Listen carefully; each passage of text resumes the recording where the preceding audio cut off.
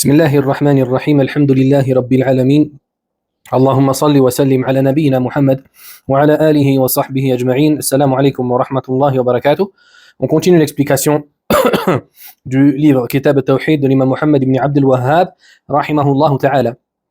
On s'était arrêté sur le chapitre 57 intitulé l'interdiction d'insulter le vent. L'objectif de ce chapitre, c'est de mettre en évidence le fait qu'il est interdit d'insulter le vent ou quelconque autre phénomène que l'on dit naturel. Ceci car il provient de la part d'Allah Azza wa Jal. Et si vous vous souvenez, il y a quelques chapitres avant celui-ci, on avait vu l'interdiction d'insulter le temps. D'accord ? Et ça, c'était un chapitre plus général. Tandis que celui-là, c'est un chapitre qui est spécifique au fait d'insulter le vent. Taïb. Quoi qu'il en soit, les deux sont très semblables et le mieux, ça aurait été que le Cheikh, rahimahullah, les regroupe en un seul endroit ou en un seul chapitre. Taïb. Et comme je vous l'ai dit, le lien entre ce chapitre et le thème du livre réside dans le fait que insulter le vent revient à insulter celui qui a créé le vent et qui l'a envoyé, qui n'est autre qu'Allah Azza wa Jal. Taïb. Et s'en prendre au vent, c'est aussi remettre en cause la sagesse d'Allah. Parce que, comme on l'a vu, Allah Azza wa Jal ne crée rien sans but. Allah subhanahu wa ta'ala ne crée rien sans but. Tout ce qu'Allah Azza wa Jal crée, c'est pour des sagesses qui doivent s'appliquer à travers cette création. Taïb. L'auteur dit, d'après Ubay ibn Ka'b, radiyallahu anhu, le messager d'Allah sallallahu alayhi wa sallam a dit, n'insultez pas le vent. Et si vous voyez ce que vous détestez, dites alors, ô Allah, nous te demandons le bien provenant de ce vent, le bien qu'il contient et le bien dans ce qui lui a été commandé. Et nous cherchons refuge auprès de toi contre le mal de ce vent, le mal qu'il contient et contre le mal qui lui a été commandé. Authentifié par At-Tirmidhi, rahimahullah. Taïb. Le hadith a été rapporté par At-Tirmidhi ainsi que d'autres. Toutefois, ce qui est le plus correct, c'est que ce hadith-là n'est pas un propos du prophète sallallahu alayhi wa sallam, mais plutôt un propos de Ubay, radiyallahu anhu, le noble compagnon Ubay. Taïb. Mais il y a le hadith d'Abu Hurayra radiyallahu anhu qui vient confirmer ces dires-là et qui lui est, dont les dires sont les dires du prophète sallallahu alayhi wa sallam. Taïb. Dans ce hadith, le prophète sallallahu alayhi wa sallam nous interdit d'insulter le vent. Il nous a dit, n'insultez pas le vent. C'est-à-dire, ne le maudissez pas, ne le critiquez pas et ne dites pas des choses mauvaises à son sujet pour une chose, pour un mal qui vous aurait touché. Par exemple, une tempête a survenu, le vent a arraché le toit de ta maison. Tu vas te mettre à insulter le vent. Non, ici le prophète sallam nous a interdit d'agir de la sorte.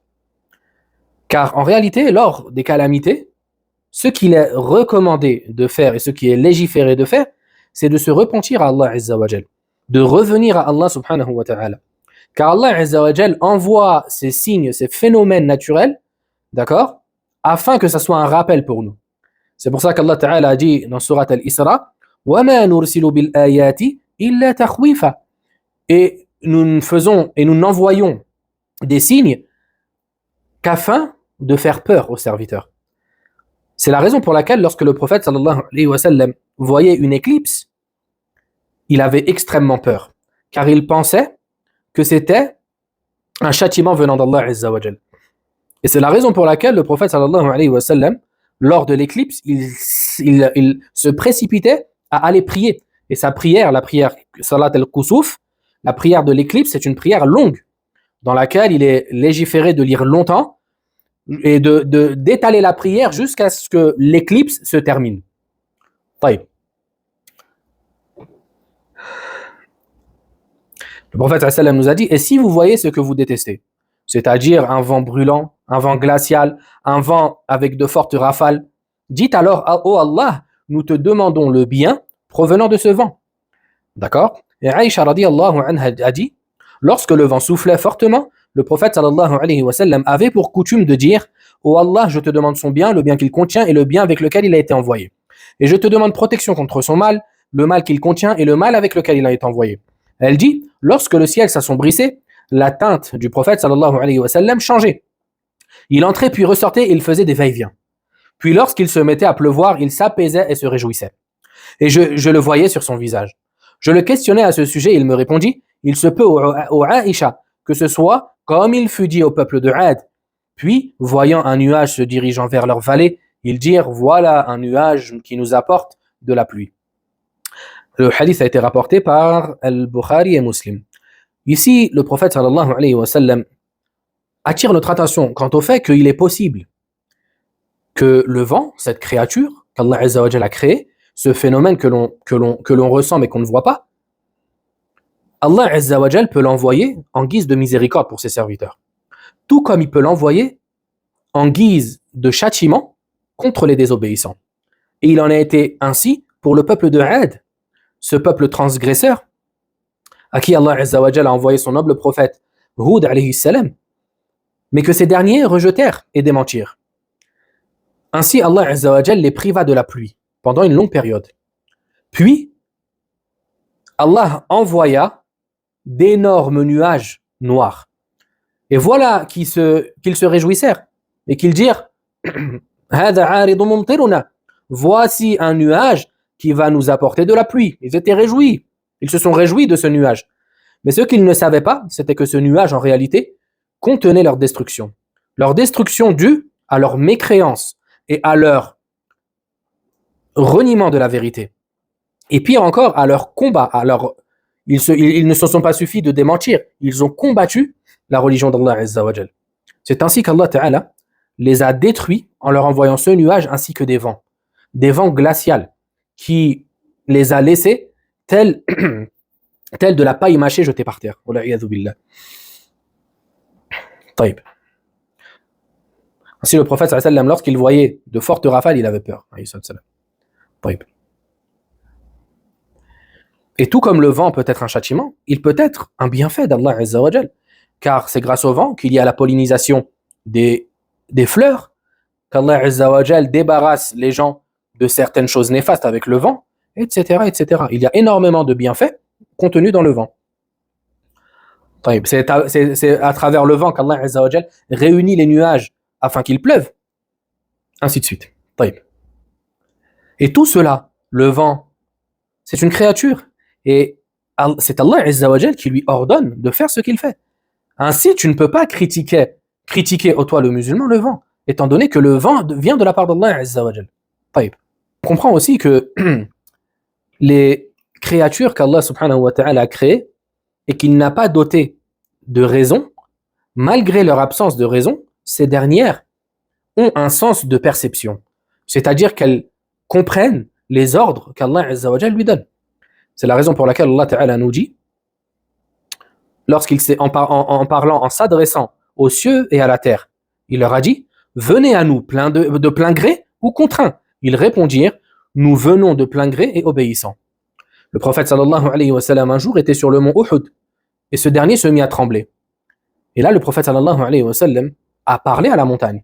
Il lui a dit ya Uhud, calme-toi, car il n'y a sur toi qu'un prophète, un véridique et 2 martyrs. Et dans un autre hadith, le prophète sallallahu alayhi wa sallam a dit voici le mont Uhud, c'est une montagne que nous aimons et qui nous aime. Ainsi, les objets, même inertes, ont un sens de perception, bien qu'ils soient dépourvus de raison. Ensuite, le cheikh dit, chapitre 58, la parole d'Allah Azza wa Jal, tandis qu'une autre partie était soucieuse pour elle-même et avait des pensées sur Allah non conformes à la vérité. Des pensées dignes de l'époque de l'ignorance. Il disait, est-ce que nous avons une part dans cette affaire? Dit, l'affaire tout entière est à Allah. Le cheikh a pour but, dans ce chapitre, de mettre en lumière une autre forme d'irrespect envers Allah Azza wa Jal, ce qui est contraire à la foi en l'unicité de notre Seigneur. Cette forme d'irrespect dont va parler le cheikh dans ce chapitre, c'est le mauvais soupçon d'Allah subhanahu wa ta'ala, le fait de penser du mal d'Allah Azza wa Jal. Et bien sûr, penser du mal d'Allah Azza wa Jal, c'est le fruit de l'ignorance. C'est l'un des fruits de l'ignorance.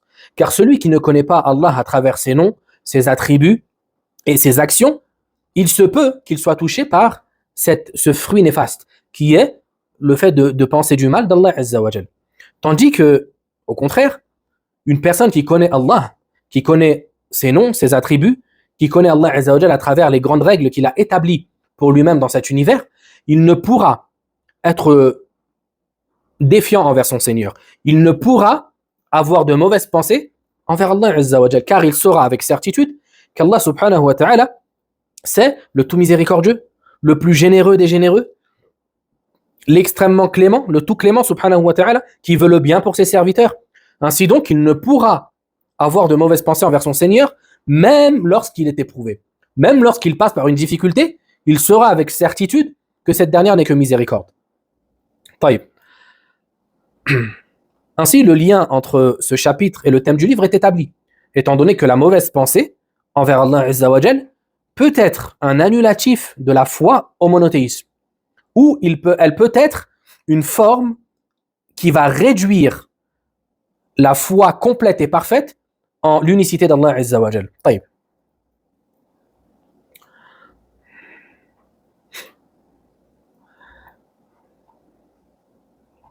Allah Azza wa Jal dans le Coran, il nous a évoqué ce que je vous ai dit juste avant, que l'origine du mauvais soupçon envers Allah vient de l'ignorance du serviteur envers son Seigneur. Allah Ta'ala nous a dit وَلَكِنْ ظَنَنْتُمْ أَنَّ اللَّهَ لَا يَعْلَمُ كَثِيرًا مِمَّا تَعْمَلُونَ وَذَلِكُمْ ظَنُّكُمُ الَّذِي ظَنَنْتُمْ بِرَبِّكُمْ أَرْدَاكُمْ فَأَصْبَحْتُمْ مِنَ الْخَاسِرِينَ. Ce qui veut dire, vous pensiez en effet qu'Allah ignorait bon nombre de vos agissements. C'est d'ailleurs cette pensée au sujet de votre Seigneur qui a provoqué votre ruine et qui vous a perdu. Ici, Allah Azza wa Jal, en s'adressant aux hypocrites, il a souligné le fait que ces derniers pensaient qu'Allah Azza wa Jal ne connaissait pas leurs faits et gestes, qu'Allah Azza wa Jal ne voyait pas ce qu'ils faisaient. Ainsi, ils étaient ignorants quant aux attributs d'Allah subhanahu wa ta'ala. Et c'est à cause de cette ignorance qu'ils sont tombés dans le péché dans lequel ils sont tombés. Et cette mauvaise pensée a provoqué leur ruine dans ce bas monde et dans l'au-delà. Et c'est là, on remarque encore une fois, l'extrême nécessité que de connaître Allah Azza wa Jal à travers ses noms et ses attributs. Comment connaître les noms et les attributs d'Allah subhanahu wa ta'ala? Tout simplement en apprenant sa religion. Car les noms et les attributs d'Allah sont évoqués dans les textes religieux, aussi bien dans le Coran que dans la tradition prophétique authentique.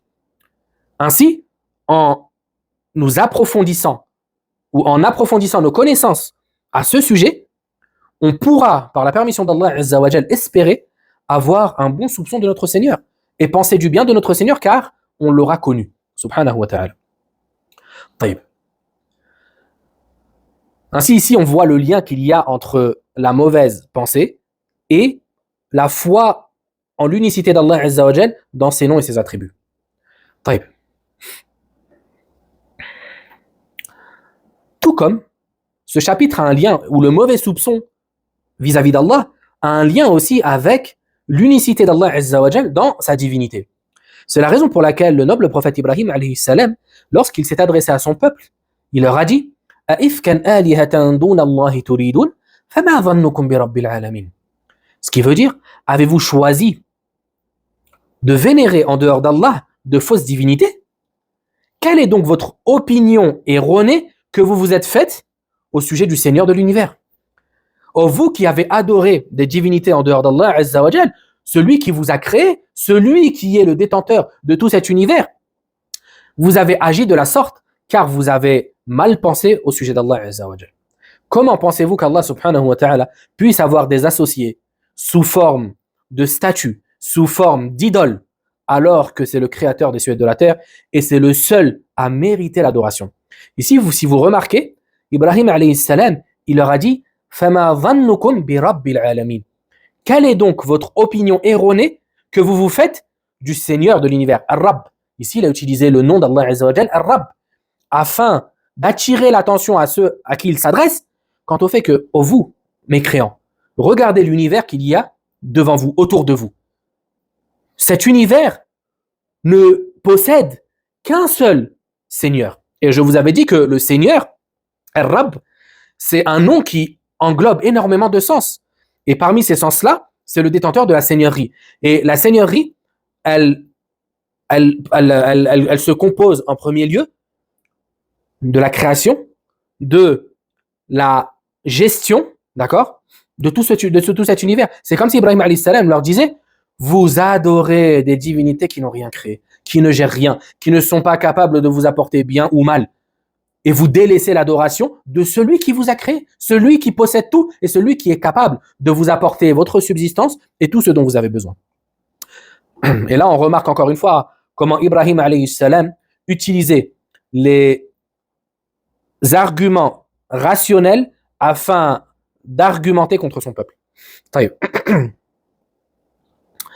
Le cheikh a évoqué en guise de titre pour ce chapitre le verset de Ali Imran au sujet des hypocrites. Allah Azza wa Jalla a dit: puis il fit descendre sur vous, après l'angoisse, la tranquillité, un sommeil qui enveloppa une partie d'entre vous. Ici Allah Azza wa Jalla parle des croyants. Tandis qu'une autre partie était soucieuse pour elle-même et avait des pensées sur Allah non conformes à la vérité, des pensées dignes de l'époque de l'ignorance. Et ici, il s'agit des hypocrites. Il disait: est-ce que nous avons une part dans cette affaire? Dis, l'affaire tout entière est à Allah. Ce qu'ils ne te révèlent pas, ô Mohammed, ils le cachent en eux-mêmes. Ils disent en eux-mêmes: si nous avions eu un choix quelconque dans cette affaire, nous n'aurions pas été tués ici. Dis, ô Mohammed, eussiez-vous été dans vos maisons? Ceux pour qui la mort était décrétée seraient sortis pour l'endroit où la mort les attendait. Ceci afin qu'Allah éprouve ce que vous avez dans vos poitrines et qu'il purifie ce que vous avez dans vos cœurs. Et Allah connaît ce que renferment les poitrines. Taïb. Ici, Allah Ta'ala nous a conté un événement qui s'est passé lors de la bataille de Uhud, durant laquelle une partie de l'armée, qui était composée d'hypocrites, s'est mise à douter. Elle s'est mise à émettre une certaine forme d'opposition au décret d'Allah Azza wa Jal. C'est la raison pour laquelle ils ont dit: est-ce que nous avons une part dans cette affaire? Ici, ils ont eu un mauvais soupçon d'Allah Azza wa Jal. C'est comme s'ils disaient: ça aurait été mieux si ça ne s'était pas passé de la manière dont ça s'est passé. Si nous ne nous serions pas fait tuer. D'accord? Si nous ne nous serions pas fait tuer et que, par exemple, Allah n'aurait pas légiféré le combat ce jour-ci, ça aurait été meilleur. Et la semaine dernière, on avait parlé de cet événement. Mais Allah Azza wa Jal leur a rappelé que l'affaire tout entière est entre les mains d'Allah Azza wa Jal. C'est-à-dire que ce qui se passe sur cette terre, c'est Allah Azza wa Jal qui le gère et qu'il a tout décrété et que rien ne sort de son décret. Et que tout ce qu'il fait, subhanahu wa ta'ala, il le fait par sagesse. Ça, c'est quelque chose de très important à comprendre. Tout ce qu'Allah Azza wa Jal décrète, il le décrète par sagesse, subhanahu wa ta'ala. Tout ce qui se passe dans cet univers, de bien ou de mal, Allah subhanahu wa ta'ala le sait, Allah subhanahu wa ta'ala l'a décrété, Allah subhanahu wa ta'ala l'a voulu, Allah subhanahu wa ta'ala l'a créé pour des sagesses. Parce que ça, vous savez, on va le voir par la suite, on va parler de la prédestinée, c'est l'un des points capitaux que la plupart des non-musulmans, des mécréants, ne comprennent pas. Et un des arguments les plus propagés qu'ils ont et qu'ils tiennent, c'est de dire: si Allah existait, pourquoi il y a des guerres sur terre? Parce qu'ils n'ont pas compris qu'Allah subhanahu wa ta'ala décrète ce qu'il décrète pour des sagesses. Allah subhanahu wa ta'ala décrète ce qu'il décrète pour des sagesses. Parmi les sagesses derrière les guerres, d'accord, même si des fois on voit que c'est des carnages, etc. Allah Azza wa Jal, ce n'est pas parce qu'il a voulu cette chose-là qu'Allah Azza wa Jal aime cette chose-là. D'accord? La volonté d'Allah subhanahu wa ta'ala se divise en deux catégories. Il y a la volonté universelle, et ça englobe tout ce qui se passe sur terre, et ça va rassembler ce qu'Allah aime et ce qu'Allah Azza wa Jal n'aime pas. Les choses qui se passent et dont Allah Azza wa Jal a voulu d'une volonté universelle, Allah n'aime pas forcément ces dernières. Et la deuxième forme de volonté, c'est la volonté religieuse. Et celle-là, c'est le synonyme de ce qu'Allah Azza wa Jal aime. D'accord? Par exemple, Allah Azza wa Jal a voulu qu'on jeûne. Allah subhanahu wa ta'ala a voulu qu'on prie. Et ce sont des choses qu'Allah aime. Taïb. Allah Azza wa Jal a voulu ce qui se passe à Gaza, par exemple. Mais est-ce que ça veut dire que Allah Azza wa Jal aime ce qui se passe à Gaza? Bien sûr que non. Parce qu'Allah Azza wa Jal n'aime pas l'injustice. Mais Allah Azza wa Jal l'a voulu. D'accord? Allah Azza wa Jal l'a voulu d'une volonté universelle pour des sagesses. Derrière ces sagesses, le fait qu'il y ait des martyrs, le fait que les musulmans soient éprouvés, etc., etc. Taïb. Ainsi, ici, les hypocrites se sont opposés à la volonté d'Allah Azza wa Jal. Et ils ont émis des mauvaises pensées à l'encontre d'Allah subhanahu wa ta'ala, des pensées dignes de l'époque de l'ignorance. D'accord? Et l'époque de l'ignorance, c'est l'époque al-jahiliya, c'est l'époque qui a précédé l'islam. Qui a précédé l'islam. طيب.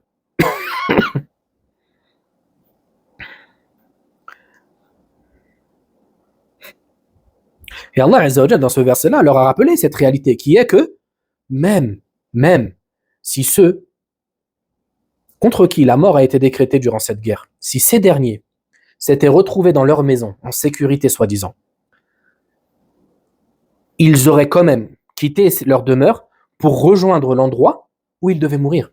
Car Allah Azza wa Jalla a décrété la mort pour tout à chacun. Et cette mort, tu ne peux l'éviter. D'accord? Dis, la mort que vous fuyez ne serait ou ne saurait vous rater. D'accord? La mort, tu as beau te... Pour ça, Allah Azza wa Jalla a donné un exemple dans Surat Al-Imran aussi, un exemple très parlant et très clair, une parabole très claire. Hein? Et si même vous vous trouviez dans des forteresses bien protégées, la mort qui vous a été décrétée vous aurait touché. Et elle va vous toucher. Et ça, subhanallah, c'est une réalité que tout être humain partage. Tout le monde sait qu'un jour, chacun d'entre nous va mourir. Peu importe l'endroit où on se trouve, peu importe l'âge que l'on a, peu importe notre sexe, peu importe notre couleur, peu importe notre religion, on va tous mourir, c'est une réalité. C'est une réalité. Et une parole qui a été attribuée à Ali radiyallahu anhu, il me semble, qui disait il n'y a pas une certitude au sujet de laquelle tout le monde est certain, sans que cette dernière ne soit la plus délaissée. Et il parlait de la mort. Tout le monde sait qu'il va mourir, mais pourtant, on se montre négligent et insouciant quant à cette certitude. On implore Allah Azza wa Jal de nous accorder une fin heureuse et de nous faire mourir sur l'islam ainsi que la sunna du prophète sallallahu alayhi wa sallam. طيب. Ensuite, le cheikh évoqua la parole d'Allah Azza wa Jal, ceux qui nourrissent de mauvaises opinions au sujet d'Allah. C'est le verset de Surat Al-Fath, dans lequel Allah Azza wa Jal a parlé des mécréants et des hypocrites qui ne cessent d'avoir de mauvaises opinions au sujet d'Allah Azza wa Jal. Et si ce trait de caractère est un trait des hypocrites et des mécréants, il ne te convient pas, ô toi le musulman, d'agir de la sorte. Il ne te convient pas, ô toi le musulman, d'agir de la sorte. Ensuite, l'auteur a évoqué une longue parole d'Ibn al-Qayyim, rahimahullah ta'ala, concernant le premier verset, le verset d'Ali Imran, et je vais vous la lire. Ibn al-Qayyim a dit concernant le premier verset, certains dirent que cette mauvaise opinion correspondait au fait de penser qu'Allah n'allait pas secourir son messager et que sa religion allait disparaître.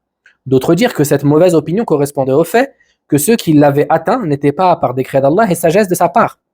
En bref, elle a été expliquée comme étant une forme de négation de la sagesse divine et de la prédestinée, et de négation du fait qu'il parachève l'affaire de son messager et qu'il lui accorde la victoire sur toutes les autres religions. Et cette mauvaise opinion est la même que celle des hypocrites et des polythéistes qui a été évoquée dans la sourate Al-Fath. Cette opinion a été qualifiée de mauvaise car elle ne lui sied pas, car elle ne sied pas à Allah Azza wa Jal, ni ne sied à sa sagesse, à sa louange et à sa promesse véridique. Ainsi donc, celui qui pense qu'Allah donnera victoire à la fausseté sur la vérité de manière absolue, au point que la vérité disparaisse, ou celui qui renie que ce qui a eu lieu était d'après son décret et sa sagesse, ou qui renie que son décret et sa prédestinée soient par sagesse parfaite qui lui fait mériter d'être loué, et qui prétend au contraire que cela, son décret et sa prédestinée, sont le résultat d'une simple volonté, voici la véritable opinion de ceux qui ont mécru, et malheur dans le feu pour ceux qui ont mécru. Ensuite, il dit, la plupart des gens nourrissent des mauvaises opinions contre Allah pour ce qui les concerne et ce qu'il fait aux autres, et ce qui concerne les autres. Personne n'est préservé de cela, hormis celui qui connaît Allah, ses noms, ses attributs, et ce qu'implique sa sagesse et sa perfection. Que le doué de raison, celui souhaitant son propre bien, prête donc attention à cela, et qu'il se repente à Allah et lui demande pardon pour les mauvaises opinions qu'il a nourries contre son Seigneur. Et si tu examines soigneusement les gens, tu verras certes certains d'entre eux exprimer de l'irritation et du mécontentement face au destin, et qu'il aurait fallu que ça se passe de telle et telle manière. Entre ceux qui s'y adonneront abondamment et ceux qui s'y adonneront de manière moindre. Mais examine-toi, en es-tu indemne? Ensuite, il évoqua le vers de poésie, et si tu en es sauvé, tu es alors sauvé d'une chose immense, et dans le cas contraire, je ne pense pas que tu seras sauvé. Taïb. Ici, Ibn al-Qayyim, rahimahullah ta'ala, a évoqué, il a donné l'explication qui a été faite des du mauvais soupçon qui a été évoqué dans le verset de Ali Imran et le verset de Surat Al-Fath. D'accord? Taïb. Ici, il dit que certains parmi les mécréants, les polythéistes, pardon, certains parmi les hypocrites ont dit que, en fait, la mauvaise pensée qu'ils ont eue d'Allah Azza wa Jal, c'était qu'Allah Azza wa Jal allait abandonner son prophète sallallahu alayhi wa sallam, qu'il n'allait pas le secourir, et qu'il allait le délaisser, et qu'il allait accorder à la fausseté, c'est-à-dire la mécréance, prépondérance sur la foi, et ce de manière absolue au point que la religion véritable disparaisse. Et celui qui pense de cette manière d'Allah Azza wa Jal a certes pensé du mal de son Seigneur subhanahu wa ta'ala. Car Allah Azza wa Jal a promis au prophète sallallahu alayhi wa sallam de lui accorder la victoire. Même si il y a des moments dans l'histoire où les musulmans sont dans une position de faiblesse, dans une position où les mécréants sont au-dessus d'eux, et ceci de manière apparente, ça ne veut pas dire que cela va être constant. Non, ce sont des périodes. Et il y a une règle universelle qu'Allah Azza wa Jal a établie dans ce bas monde, et qui est « وَتِلْكَ الْأَيَّامِ نُدَاوِلُهَا بَيْنَ النَّاسِ » Et ainsi sont les jours, d'accord? Et cette règle-là, en bref, c'est le fait qu'Allah Azza wa Jal, de par sa sagesse, il fait que les jours sont différents. Il fait qu'aujourd'hui, tu as une victoire, demain tu auras une défaite. Le fait qu'aujourd'hui tu es triste, mais demain tu seras heureux. Le fait qu'aujourd'hui tu as perdu, mais demain, Inch'Allah, tu seras victorieux. Ainsi de suite. D'accord? Et ceci, لِيَعْلَمَ اللَّهُ الَّذِينَ آمَنُوا. D'accord? Et ça, afin qu'Allah Azza wa Jal distingue entre ceux qui ont cru et ceux qui ont mécru. وَلِيَتَّخِذَ مِنْكُمْ شُهَدَاءَ. Et afin qu'ils prennent de vous des martyrs. Ainsi, par exemple, ce qui se passe en Palestine, c'est certes extrêmement triste, wallah. D'accord? Et celui qui peut les aider, à travers ses invocations, à travers les dons, etc., il se doit de le faire. Et tout le monde peut au minimum invoquer pour eux. C'est triste, ça nous attriste. Mais on sait avec certitude qu'il y a derrière ces événements un bien et que ce mal-là ne va pas continuer. C'est impossible. D'accord? Allah Azza wa Jalla dit Ma kana Allahu liyadhara al-mu'minina ala ma antum alayhi hatta yamiza al-khabitha min at-tayyib. Il n'incombe pas à Allah de vous laisser dans la situation dans laquelle vous vous trouvez jusqu'à ce qu'il distingue les bons des mauvais. Et ça, je vous l'avais déjà répété. L'une des grandes sagesses derrière les épreuves, c'est la distinction. La distinction entre les bons et les mauvais. Et c'est durant l'épreuve que l'on peut distinguer le bon du mauvais. Car regardez, ça, je vous conseille toujours, lorsque vous lisez le Coran et que vous passez par des moments historiques, comme Surat Ali Imran par exemple, de toujours vous référer à la sira, à la biographie du prophète sallallahu alayhi wa sallam, afin de pouvoir comprendre les versets du mieux possible. Allah Azza wa Jal, si vous voyez dans le Coran, il nous a parlé des guerres. Il nous a parlé des guerres que le prophète sallallahu alayhi wa sallam a menées. Et si vous remarquez, il nous a aussi souvent parlé de la position des croyants durant ces guerres et de la position des hypocrites durant ces guerres, afin de distinguer entre les deux. Et vous voyez, à l'époque médinoise, c'est durant l'époque médinoise que l'hypocrisie est apparue. Pourquoi? Pourquoi l'hypocrisie, elle n'était pas apparue durant la période mécoise? Le prophète sallallahu alayhi wa sallam est resté 13 ans à la Mecque. Pourquoi il n'y avait pas d'hypocrites? Pourquoi les hypocrites sont apparus seulement à Médine? Ceci car, lorsque les musulmans étaient à la Mecque, ils n'étaient pas en position de force. Ils étaient faibles, ils étaient torturés, ils étaient insultés, ils étaient rabaissés. Ainsi, il n'y avait pas d'intérêt pour les hypocrites que d'apparaître. Non, l'hypocrite, je vous rappelle, c'est celui qui montre l'islam, tandis qu'à l'intérieur, c'est un mécréant. Il n'y avait pas d'intérêt de faire cela. Étant donné que celui qui était musulman durant la période mécoise, il était torturé. Ainsi, il n'y avait pas d'intérêt. Mais, après l'émigration du prophète, sallallahu alayhi wa sallam, et après la bataille de Badr, qui a eu l'an 2 de l'Hégire, 2 ans après l'arrivée du prophète, sallallahu alayhi wa sallam, à Médine, il y a eu la grande bataille de Badr. Et là, les mécréants qui étaient à Médine, parce qu'il y avait des Arabes qui n'avaient pas embrassé l'islam à Médine, ils se sont aperçus de quoi? Ils se sont aperçus de la grande puissance des musulmans. Comment une poignée d'hommes, à Badr, je vous rappelle, il y avait à peu près 310 musulmans qui étaient sortis à la base Pas pour faire la guerre. Ils n'étaient pas sortis, ils n'étaient pas préparés, ils n'étaient pas armés d'une manière à faire la guerre. Et face à eux, il y avait à peu près 1000 polythéistes qui étaient sortis, armés jusqu'aux dents, et qui étaient sortis afin de mener la guerre. Lorsque les mécréants de Médine ont vu que Quraysh s'est fait terrasser, ils se sont fait terrasser à Badr par les musulmans.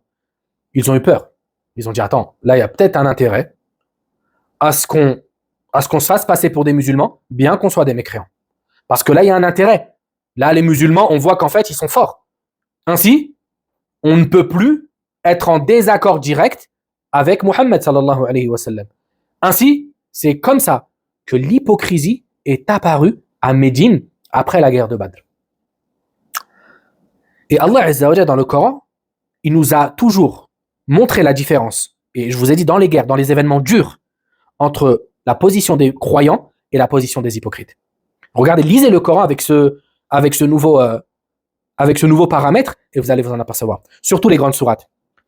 Sourate Ali Imran, sourate An-Nisa, sourate At-Tawbah, sourate Al-Baqarah. Ces sourates-là, dans lesquelles Allah Azza wa Jal a parlé des hypocrites, vous allez vous apercevoir de ce que je vous dis.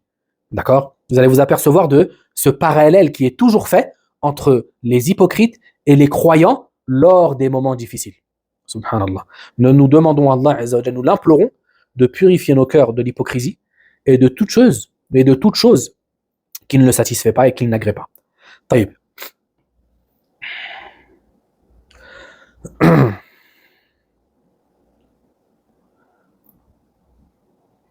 Et en guise de rappel, vous voyez, ce comportement de l'hypocrite, il est né à cause de son ignorance d'Allah Azza wa Jal. Il a été ignorant, de ce fait, il a pensé ces choses mauvaises. En résumé, la parole d'Ibn Qayyim, rahimahullah, elle fait état du blâme de 3 groupes. D'accord? Le premier groupe, ceux qui pensent qu'Allah Azza wa Jal accordera la victoire à la fausseté sur la vérité de manière absolue et complète, au point que la vérité disparaisse. C'est là l'opinion, comme je vous l'ai dit, des polythéistes et des hypocrites qui a été évoquée dans la sourate Al-Fath. Quand Allah Azza wa Jal a dit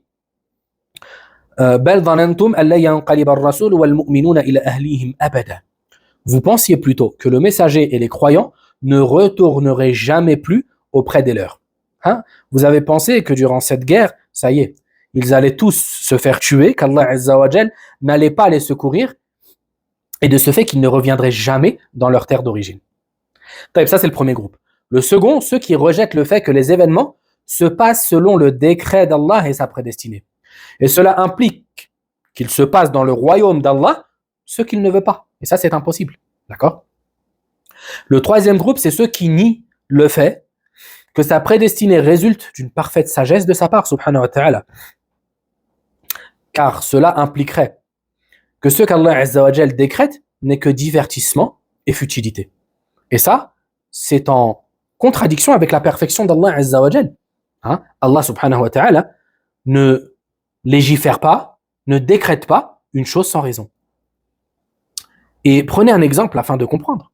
Walillahi al-mathalul a'la, et à Allah Azza wa Jal appartient le plus haut des exemples. Une personne, un être humain, qui agirait sans raison. On dirait qu'il est stupide. On dirait qu'il est bête. Il n'a pas toute sa tête. Il fait des choses sans savoir. Pourquoi tu fais cette chose-là? Je ne sais pas pourquoi. Comme ça. On l'aurait considéré comme un comportement enfantin. Que dire du Seigneur de l'univers? Celui qui a dit à son sujet Wa huwa al-alimul hakim. Innahu hakimun khabir. C'est lui le tout omniscient, le sage par excellence. C'est lui le parfait connaisseur, le sage par excellence. Comment prétends-tu qu'Allah Azza wa Jal décrète des choses sans raison, sans sagesse derrière? Et Ibn Qayyim rahimahullah n'a pas évoqué cette parole en vain. Il l'a évoqué parce que il y a des musulmans qui tiennent ces propos et qui disent qu'Allah Azza wa Jal, il décrète les choses sans raison. Wal'iyadhu billah. Wal'iyadhu billah. Ils sont en contradiction avec les textes coraniques, avec la sunna du prophète sallallahu alayhi wa sallam, avec la position des sahaba radiyallahu anhum, la position des salafs, avec la nature saine même. Ajib, tout le monde sait que lorsque tu agis pour une cause bien précise. Tu agis pour une raison. Tu es animé par une raison. Et eux, ensuite, ils disent, non, Allah Azza wa Jal, il agit sans raison. Et on retrouve à la tête de ces gens-là, les sectes suivantes, Al-Jahmiyya, Al-Jabriyya, ainsi qu'Al-Asha'ira. Al-Jahmiyya, ils n'existent plus trop. Al-Jabriyya, ils vont être répartis dans plusieurs sectes, parce que c'est une pensée. Mais Al-Asha'ira, ils sont extrêmement nombreux aujourd'hui. Et sur les réseaux sociaux, maintenant, on en trouve beaucoup qui propagent cette mouvance et cette idéologie. Et ces derniers affirment qu'Allah Azza wa Jal n'a pas de sagesse. Qu'Allah Azza wa Jal décrète les choses, crée les choses sans raison, sans sagesse. Ajib, ajib. Demandons à Allah Azza wa Jal de nous préserver de l'égarement. Taïb. Taïb. Shir dit ensuite, chapitre 59. Ce qui a été rapporté au sujet de ceux qui ont nié la prédestinée. L'objectif du shir à travers ce chapitre, c'est de mettre en lumière le fait que il y a une lourde menace pesant contre ceux qui ont nié la prédestination d'Allah Azza wa Jal. Et on va voir par la suite ce que ça veut dire. Et de mettre en lumière aussi le fait que la négation, renier la prédestination est contraire à la foi en Allah Azza wa Jal et en son unicité. Et ceci de manière totale. Celui qui renie la prédestinée est mécréant. Car la foi à la prédestinée, c'est l'un des piliers de la foi. Et sans ce pilier, la foi n'est pas concrétisée. Taïb.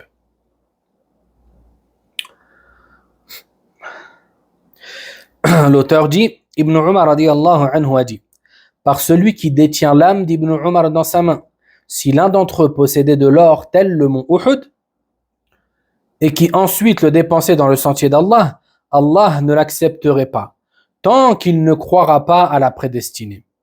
Il s'appuya sur la parole du prophète sallallahu alayhi wa sallam. La foi consiste à croire en Allah, en ses anges, en ses livres, en ses messagers au jour dernier, et à croire à la prédestinée, ce qu'elle contient de bien et de mal. Rapporté par Muslim. Ici, le récit d'Ibn Umar radiyallahu anhu a une histoire. Et c'est que, à son époque, radiyallahu anhu, il a été questionné quant à des gens qui sont apparus, des gens nouveaux, Al-Basra, d'accord, en Irak, et qui prétendaient qu'Allah Azza wa Jal ne savait pas ce qui allait se passer. Allah Azza wa Jal ne savait pas ce qui allait se passer. Ils ont renié l'attribut de la connaissance d'Allah Azza wa Jal. Ainsi donc, Ibn Umar radiyallahu anhu a rappelé que ces derniers ne sont pas croyants. Ils ne sont pas musulmans. Et c'est la raison pour laquelle il a dit par celui qui détient l'âme d'Ibn Umar dans sa main. Ici, il a juré par Allah Azza wa Jal afin de souligner l'importance du sujet. Si ces derniers avaient une quantité d'or telle Uhud et qu'ils la dépensaient, qu'ils faisaient des sadaqat, Allah ne l'aurait pas accepté de leur part. Car Allah n'accepte que des croyants et que ces derniers n'ont pas réuni les conditions de la foi. Et ensuite, il s'est appuyé pour cela sur le hadith connu sous le nom de hadith d'Ibril, le hadith de Gabriel, dans lequel le prophète sallallahu alayhi wa sallam a expliqué qu'est-ce qu'était la foi. Et parmi les piliers de la foi, le prophète sallallahu alayhi wa sallam a évoqué la foi en la prédestinée, ce qu'elle contient de bon et de mauvais.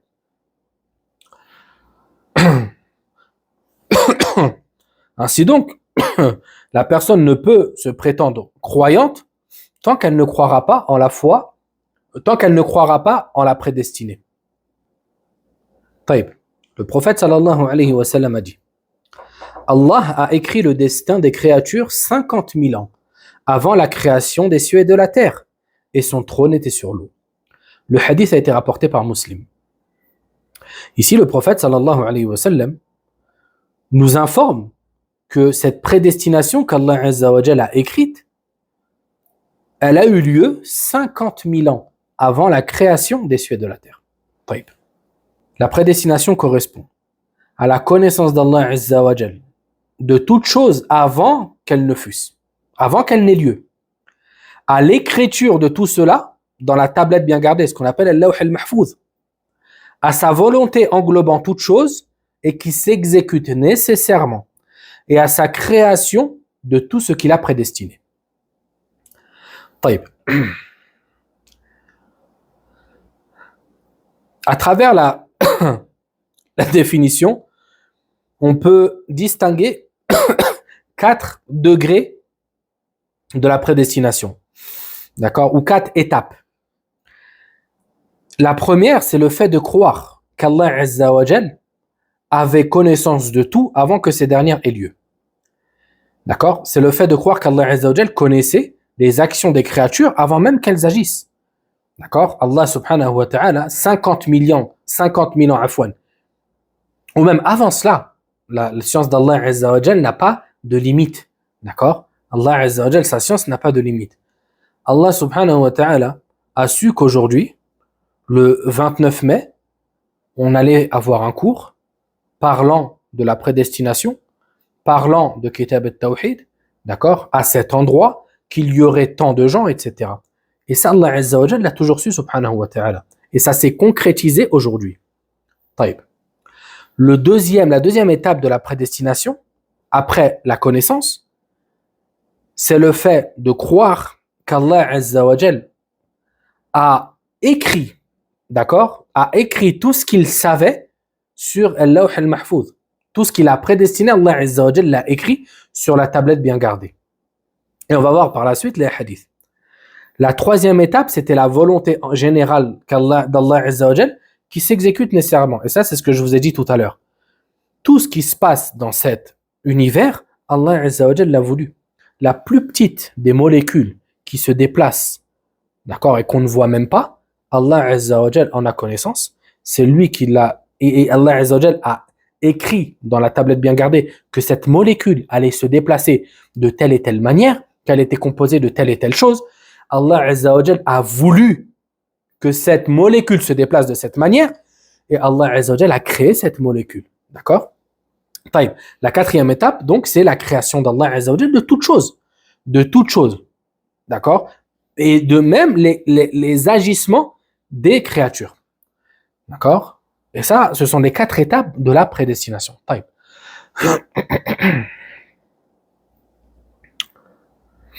Ubadah ibn Samit radiyallahu anhu dit à son fils, le noble compagnon, il dit à son fils: ô cher fils, tu ne trouveras certes pas la douceur de la foi jusqu'à ce que tu saches que ce qui t'a atteint était inévitable et que ce qui t'a échappé ne pouvait t'atteindre. J'ai entendu le messager d'Allah sallallahu alayhi wa sallam dire: la première chose qu'Allah a créée est la plume à qui il a dit: écris. Elle répondit: et que dois-je écrire au Seigneur? Allah Azza wa Jal dit: écris le destin de toute chose jusqu'à l'arrivée de l'heure. Ensuite, Ubad a dit: ô cher fils, j'ai entendu le messager d'Allah sallallahu alayhi wa sallam dire: celui qui meurt sur une autre croyance que celle-ci ne fait pas partie de moi. Rapporté par Abu Daoud.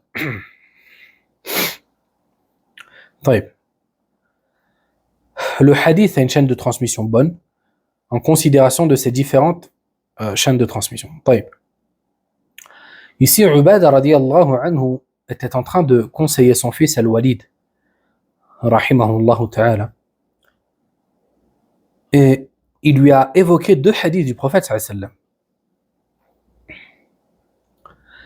Il lui a dit avant cela qu'il ne pourra goûter à la douceur de la foi tant qu'il ne croira pas en la prédestination. Car la prédestination, la foi en la prédestinée, c'est un pilier de la foi. Taïb. Ici, il lui rappela cette réalité qui est que ce qui t'a atteint était inévitable. Aujourd'hui, tu as eu un accident. Aujourd'hui, tu es tombé malade. Sache que ceci était inévitable, car Allah Azza wa Jal te l'avait prédestiné. Et que cela devait se passer inévitablement. Ce qu'Allah Azza wa Jal a prédestiné, c'est impossible d'y échapper. C'est impossible d'y échapper. Et ce qui t'a échappé, par exemple, tu voulais te marier avec cet homme, toi mon frère, tu voulais te marier avec cette sœur, mais ça ne s'est pas concrétisé. Sache que tu ne pouvais pas l'atteindre. Tu ne pouvais pas l'atteindre. C'était impossible, car Allah Azza wa Jal ne te l'avait pas écrit. Comme certains disent, ce n'était pas ton maktoub. Al-maktoub, le mot maktoub en arabe, ça veut dire ce qui est écrit. Taïb. Le prophète sallallahu alayhi wa sallam a dit, la première chose qu'Allah a créée est la plume. Les savants ont divergé quant à savoir quelle est la créature, la première créature qu'Allah Azza wa Jal a créée. Certains ont dit que la première était la plume, en s'appuyant sur ce hadith-là. Tandis que d'autres ont dit qu'il s'agit du trône, en s'appuyant sur le hadith rapporté par Muslim, rahimahullah ta'ala. Taïb. Le prophète sallallahu alayhi wa sallam a dit, Allah Azza wa Jal était établi sur son trône avant même qu'il ne crée quoi que ce soit. Et la première chose qu'il créa fut la plume. Il lui ordonna ensuite d'écrire tout ce qui se passera. Ce qui arrive donc aux gens est une affaire qui a déjà été décrétée. Le hadith, comme je vous ai dit, il a été rapporté par Muslim.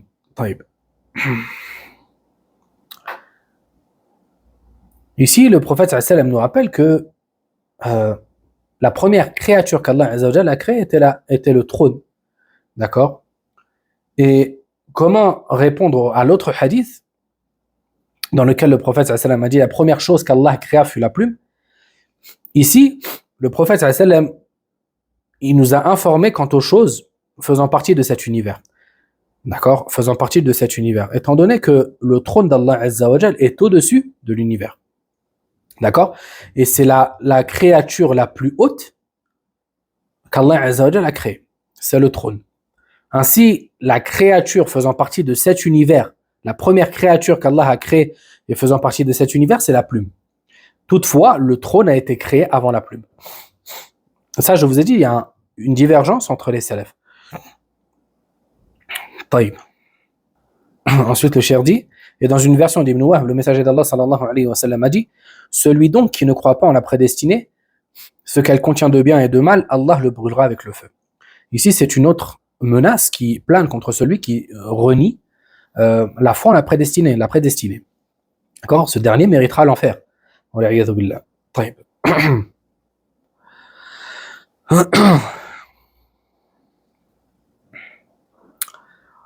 Et ensuite l'auteur dit, et dans le Musnad de Sunan ibn ad-Daylami a dit, je suis venu trouver Ubay ibn Ka'b radiyallahu anhu et je lui dis, j'ai une question qui me tracasse au sujet de la prédestinée. Dis-moi donc une chose à son sujet, afin qu'Allah dissipe ce que je ressens dans mon cœur. Il dit alors, si tu dépensais une quantité d'or telle la montagne de Uhud, Allah ne l'accepterait pas tant que tu ne croiras pas à la prédestinée. Et que tu saches que ce qui t'a atteint était inévitable et que ce qui t'a échappé ne pouvait t'atteindre. Si tu mourais sur une croyance autre que celle-ci, tu ferais certainement partie des gens de l'enfer. Ensuite, Ibn ad-Daylami a dit, je me rendis ensuite auprès de Abdullah ibn Mas'ud, de Hudhayfa ibn al-Yaman et de Zayd ibn Thabit. Et tous me tinrent les mêmes propos d'après le prophète sallallahu alayhi wa sallam. Hadith authentique rapporté par Al-Hakim dans son Sahih. Taïb. Ici, Ibn ad-Daylami, ce noble tabi'i radiyallahu anhu wa rahimah, un jour, il avait des questions quant à la prédestinée. D'accord? Et afin de dissiper ce qu'il trouvait dans sa poitrine, il s'est rendu auprès d'Ubay, ce grand compagnon, afin de le questionner. Et c'est ainsi que le musulman doit agir lorsqu'il ne sait pas. Il ne doit pas aller s'adresser à n'importe qui, mais il doit aller s'adresser à une personne qui a plus de science que lui. Ici,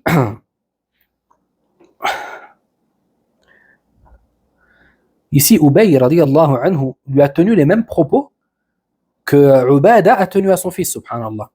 Et ça prouve que c'était un sujet très clair chez les compagnons. C'était un sujet qu'ils ont appris du prophète sallallahu alayhi wa sallam et qui était très clair pour eux. Il lui a donné exactement le même exemple que Ubay. Il lui a dit Ubada, pardon. Si tu dépensais une quantité d'or telle la montagne de Uhud, Allah ne l'accepterait pas. Ceci car, tant que tu ne croiras pas en la prédestinée, tu ne seras pas croyant. Taïb. Et si tu mourais sur une croyance autre que celle-ci, tu ferais certainement partie des gens de l'enfer.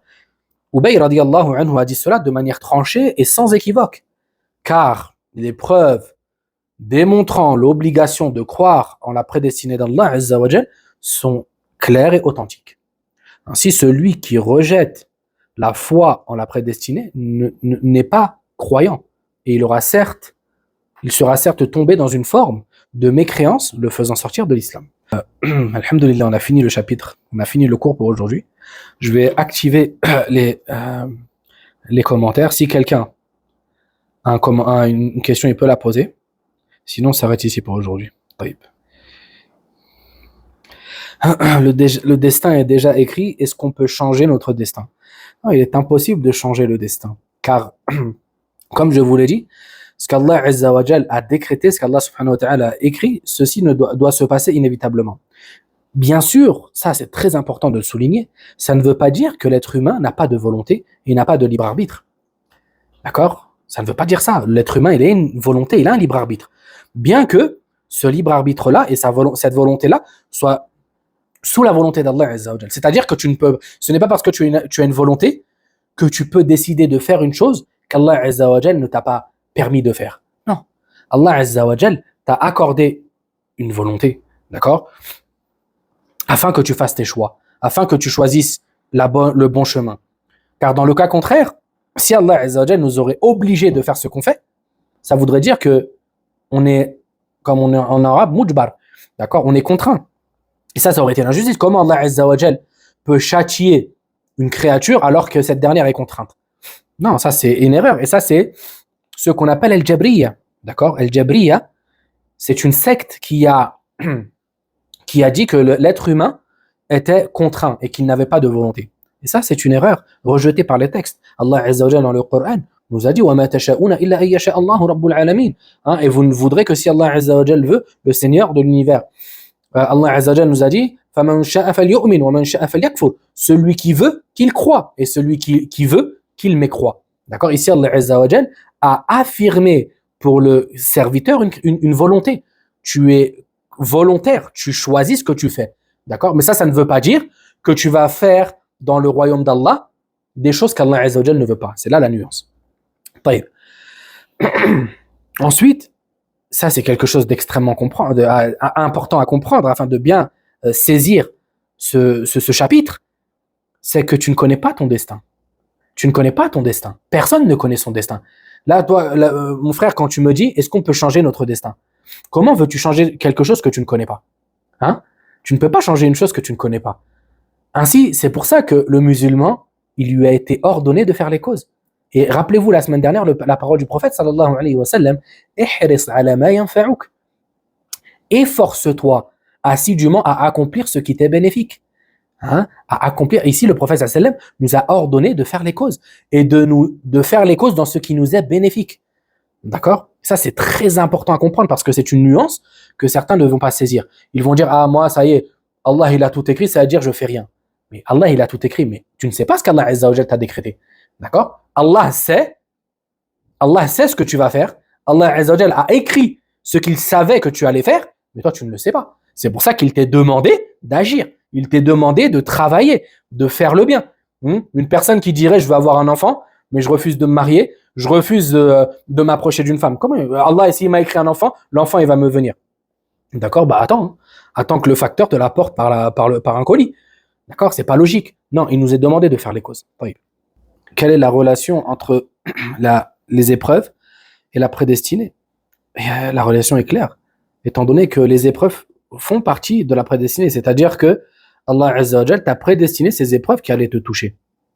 D'accord? Et que ces épreuves-là, comme Ubay, comme Ubad radiyallahu anhum l'ont dit, et sache que ce qui t'a atteint ne pouvait te rater. Et ce qui t'a échappé ne pouvait t'atteindre. Ainsi, lorsque une épreuve te touche, sache que cette dernière t'était prédestinée. Et ça, en réalité, ça conforte le croyant. Ça conforte le croyant de savoir que, alhamdulillah, cette épreuve-là, Allah Azza wa Jal me l'a prédestinée 50 000 ans avant la création des cieux et de la terre. Elle pouvait pas m'éviter et je pouvais pas l'éviter, je pouvais pas y échapper. Alhamdulillah, et si Allah Azza wa Jal me l'a prédestinée, c'est qu'il sait que je peux la surmonter, incha'Allah ta'ala. Hein? Comme je vous disais la semaine dernière, le croyant, parmi les grands bienfaits de la foi en la prédestinée, c'est le fait que le croyant est serein, peu importe ce qui lui arrive dans ce bas monde. Hein? Peu importe ce qui lui arrive dans ce bas monde, il sait que ça vient d'Allah Azza wa Jal. طيب. Allah subhanahu wa ta'ala, dans Surat At-Tawbah, nous a rappelé cette réalité, que tout ce qui arrive, c'est un khayr pour le croyant. Il a dit au prophète sallallahu alayhi wa sallam de dire قُلْ هَلْ يُصِيبَنَا إِلَّا مَا كَتَبَ اللَّهُ لَنَا. Dis au Muhammad, est-ce qu'il nous arrivera que seulement ce qu'Allah Azza wa Jal a voulu pour nous? Ici, regardez, seulement ce qu'Allah a écrit pour nous. Il a dit lana, pour nous. Il n'a pas dit, Allah Azza wa Jal n'a pas dit contre nous. Car tout ce qui arrive aux croyants, c'est un bien.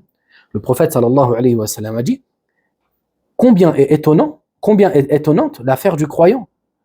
Tout ce qui lui arrive est un bien. Lorsqu'un mal le touche, il patiente et ceci est un bien pour lui. Et lorsqu'un bien le touche, il est reconnaissant et ceci est un bien pour lui. Et le prophète sallallahu alayhi wa sallam de dire même la petite épine qui te pique, c'est un bien pour toi. À partir du moment où tu es croyant. À partir du moment où tu es croyant. طيب. هل الابتلاءات هي علامة على أن الله عز وجل غاضب أو راض عليه؟ Ça dépend. Ce n'est pas de manière absolue. Parce que la question c'est est-ce que les épreuves sont un signe qu'Allah est en colère contre moi ou satisfait de moi? Il se peut qu'une épreuve soit une punition. Tout comme il se peut qu'une épreuve soit un bienfait. Le prophète sallallahu alayhi wa sallam a dit que les créatures qui sont le plus éprouvées sont les prophètes. Et on sait tous que les prophètes sont les êtres qu'Allah Azza wa Jal aime le plus. D'accord? Et malgré cela, Allah subhanahu wa ta'ala les éprouve. Il les éprouve pour des sagesses indénombrables que seul Allah Azza wa Jal connaît. Et parmi ces sagesses-là, le fait de les purifier de certains traits de caractère, le fait d'augmenter leur degré au paradis, etc., etc. Il se peut que un jour tu as demandé le Firdaus, d'accord? Tu as dit à Allah, accorde-moi le Firdaus. Et le Firdaus, c'est le plus haut degré du paradis. Mais que tes actions ne te permettent pas d'atteindre ce degré. Bien qu'Allah Azza wa Jal veuille te faire atteindre ce degré. Ainsi, il va t'éprouver. Il va t'éprouver par une multitude d'épreuves afin de te faire atteindre ce degré-là. Ainsi, de savoir de manière tranchée, est-ce que les épreuves sont un signe de satisfaction d'Allah Azza wa Jal pour le serviteur ou de colère, ça va dépendre aussi de la situation du serviteur. Un serviteur qui est sur le droit chemin, qui s'efforce d'obéir à Allah Azza wa Jal, on peut espérer que les épreuves qui le touchent, c'est un bien pour lui. Un serviteur qui est sur la désobéissance d'Allah Azza wa Jal, qui lui désobéit jour et nuit, ce qui le touche, on peut supposer que c'est un châtiment et une punition. Wallahu a'lam. C'est vrai, mais le manque d'argent, car je lutte pour trouver un travail malgré mes prières. Continuez. Le prophète sallallahu alayhi wa sallam a dit quiconque délaisse une chose pour Allah, Allah lui remplacera par une chose meilleure. Et ça, c'est une promesse prophétique venant du prophète sallallahu alayhi wa sallam. Ainsi, soyez certaines que Allah Azza wa Jal va vous accorder un bien. Ainsi, je vous recommande de vous repentir, d'augmenter l'istighfar, de dire astaghfirullah, de demander pardon à Allah Azza wa Jal, et de continuer, de persévérer dans votre recherche d'un travail. Mais le plus important, c'est que ce soit un travail licite. D'accord? Un travail licite dans lequel vous n'allez pas être confronté à des choses muharram, à des choses interdites, ou que le travail en lui-même soit interdit. D'accord? Il se peut que vous cherchiez un travail, mais que celui-là ne vous convienne pas. Plus de questions, on s'arrête ici pour aujourd'hui. Subhanakallahumma bihamdika ashhadu an la ilaha illa anta astaghfiruka wa atubu ilayk. Je demande à Allah Azza wa Jal de vous récompenser gracieusement pour votre patience, pour votre recherche de la science. Nous demandons à Allah subhanahu wa ta'ala de venir en aide à nos frères et sœurs en Palestine, au Soudan et partout dans le monde qui sont opprimés.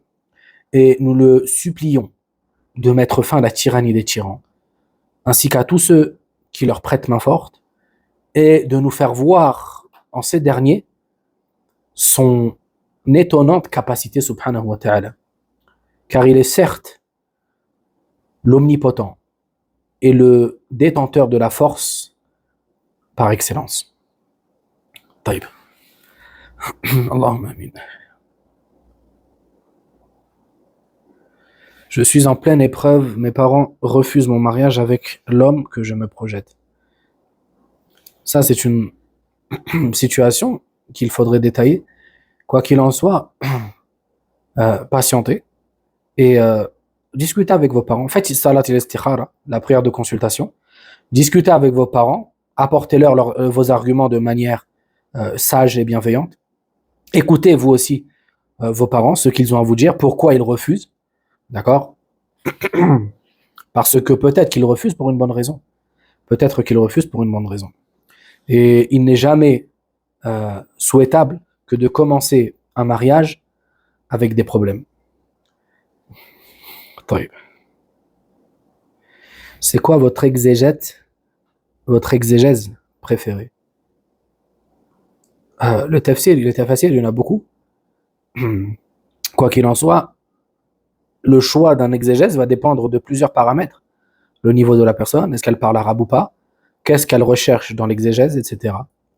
Quoi qu'il en soit, parmi les exégèses que je trouve les plus bénéfiques, il y a le tafsir du Cheikh As-Sa'di, rahimahullah ta'ala, qui est un exégèse concis et rempli de bienfaits et de leçons bénéfiques. Ainsi, je vous recommande de le lire. Et c'est un exégèse qui convient à tous les niveaux.